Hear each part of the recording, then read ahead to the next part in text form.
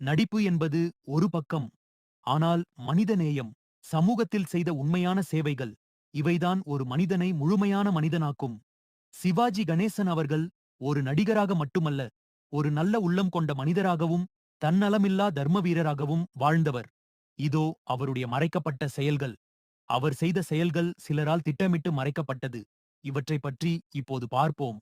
அந்த காலகட்டத்தில் இந்தியா முழுவதும் மதிய உணவு திட்டம் தொடங்க அப்போதைய பிரதமர் ஜவஹர்லால் நேரு அவர்களிடம் 1 கோடி ரூபாய் நன்கொடையாக வழங்கினார்.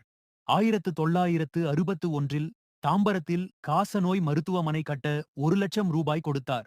1960 சென்னையில் பெருவெள்ளம் தாக்கியபோது காமராஜரின் தலைமையில் தனது இல்லத்தில் 1 லட்சம் உணவு பொட்டலங்கள் தயாரித்து வழங்கினார்.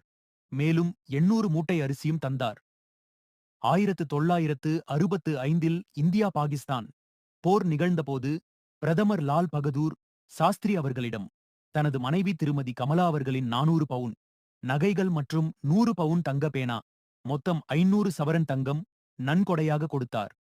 கயத்தார் பகுதியில் வீரபாண்டிய கட்டபொம்மன் தூக்கிலிடப்பட்ட இடத்தை தனது பணத்தில் வாங்கி அங்கே கட்டபொம்மனின் சிலையை நிறுவினார்.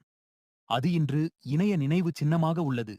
1968 உலகத் தமிழ் மாநாடு நடைபெற்றபோது சென்னை கடற்கரையில் திருவள்ளுவருக்கு சிலை அமைத்தார்.